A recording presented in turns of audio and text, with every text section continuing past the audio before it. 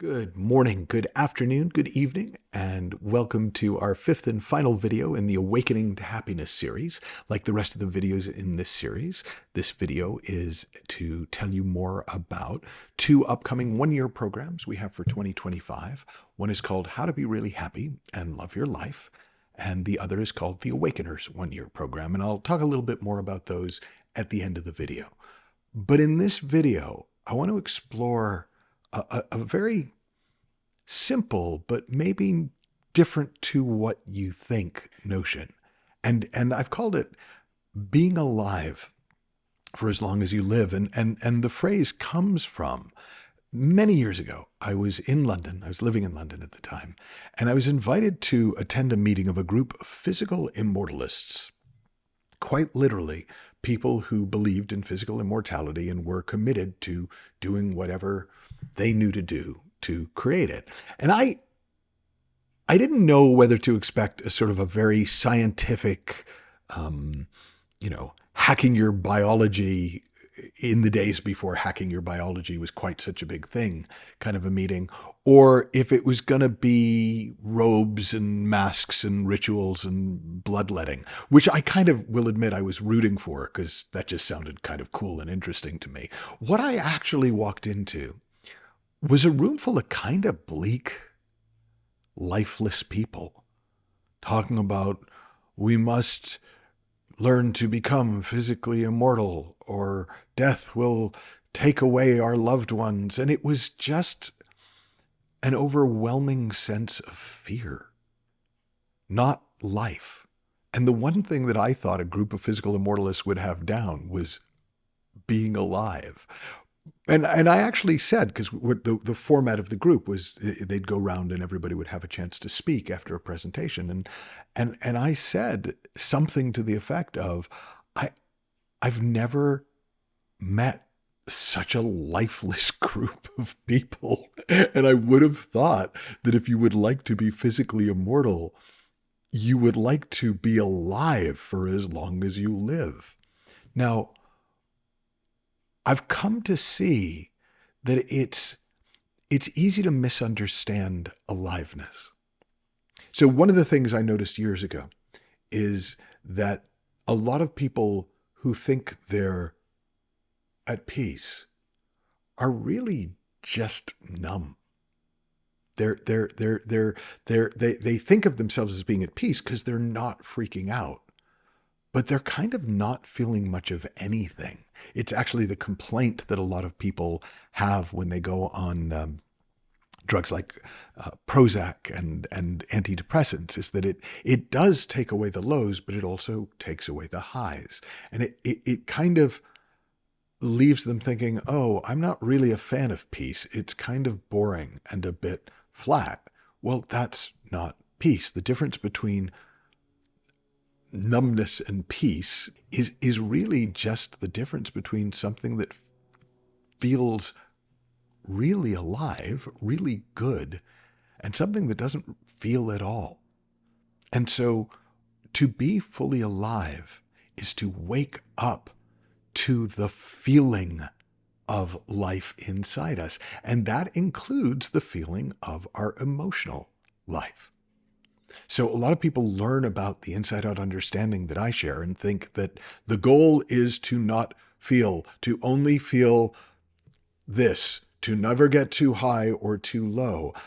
Maybe for some people that is their goal, but for me, it's not what happens when you wake up to our deeper nature. When you wake up from the dream of thought, the dream factory of our personal separate realities, you come more fully alive.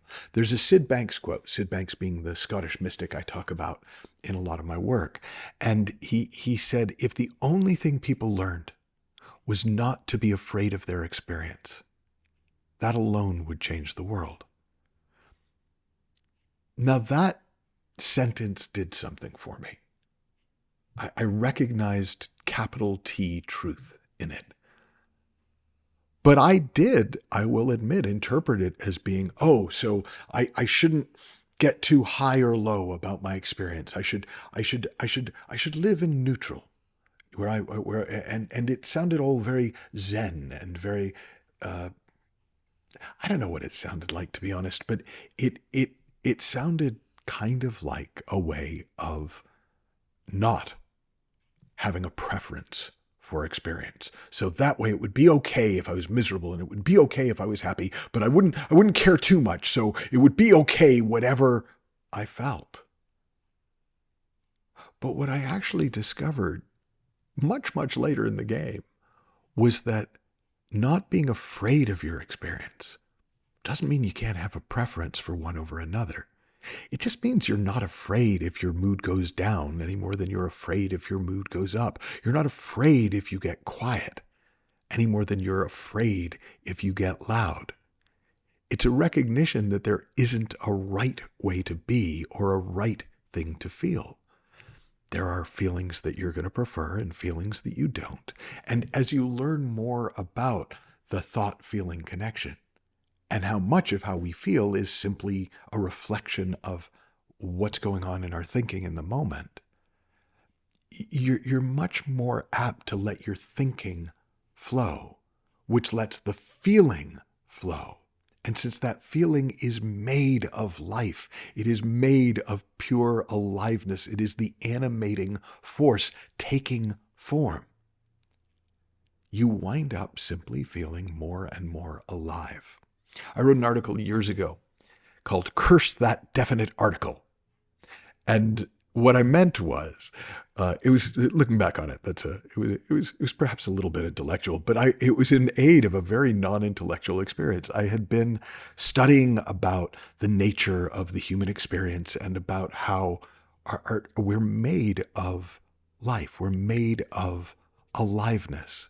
And I was thinking there was a particular feeling that I was supposed to feel. And if I could just find this feeling, the feeling, as it was often talked about, I'd be golden. But anything that wasn't the feeling was a problem.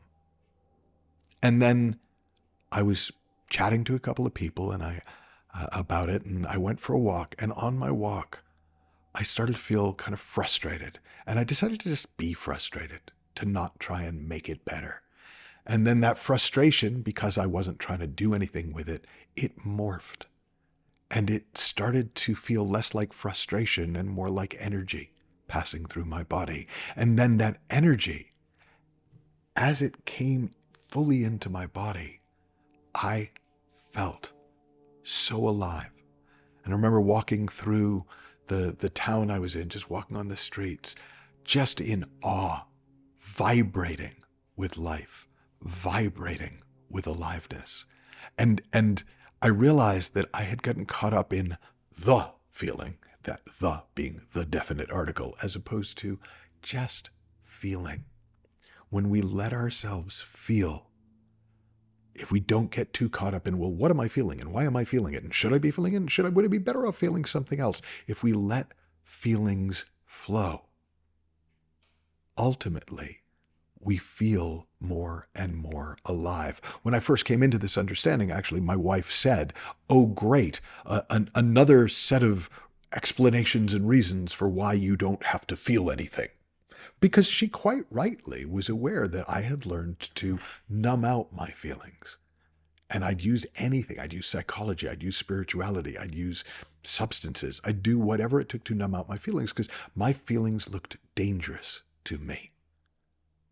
But when I stopped being afraid of my experience, even though I made up something about preferences around it, I actually started to feel more. When I saw that I was just in temporary emotional states, and there was this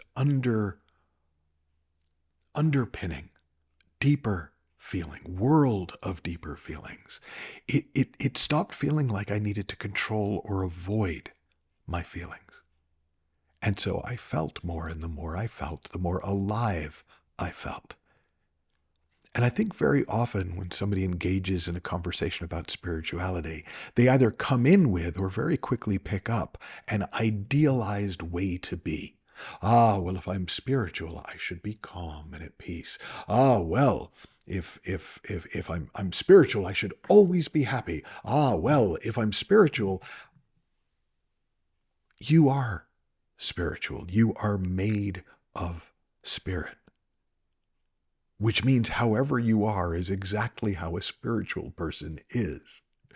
But if you would like to be more fully alive, it is as simple as allowing yourself to feel whatever is coming through you. The feeling, the beautiful feeling of aliveness, feelings of joy, feelings of delight are natural, but sometimes they get diluted by our thinking, diluted a bit by our emotion, and they take on a flavor that we might not like. But instead of spitting it out, if we just stay with it for an extra minute, it usually doesn't even take a minute, 30 seconds. Actually, one of my early mentors said 10 seconds. He called it the 10-second miracle. If you let any feeling, if you just feel any feeling for 10 seconds, it begins to shift inside you. Then you will get to experience more and more aliveness, more and more of the animating spirit, more and more life for as long as you live. And that's a huge part of being happy. And it's a huge part of loving your life is feeling alive.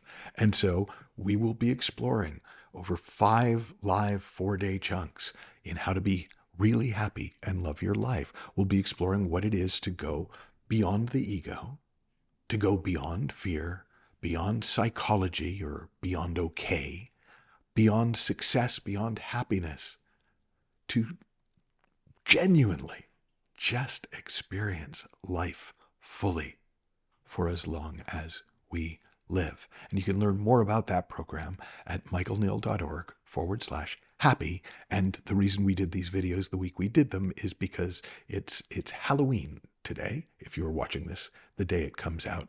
And the early bird discount for that program ends today. So michaelneill.org/happy. Now, the other program, the Awakeners 1-year program, is sort of a next evolution of Supercoach Academy, which is the training program that I've been doing since 2010 for transformative coaches, and it's been a certification program for coaches. And over the years, I've looked to kind of visit the transformative conversation, a conversation that changes lives, that literally can change your experience of yourself and your experience of life before anything in your life has to change.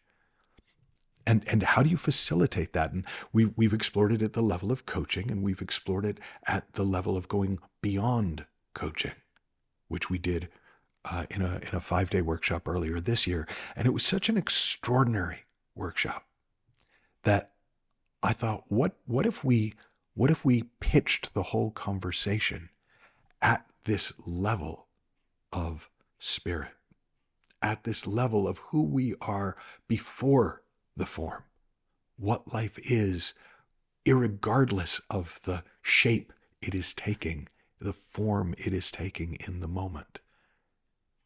And we look to see, what is it to be filled up with the formless spiritual reality of life, even as we're living the dream of the form of life. And if all that sounds way too esoteric, don't worry about it. It's just another way of exploring what is. If that appeals to you, on the other hand, there's only a few places left, and you can learn more about it at michaelneill.org/awakeners.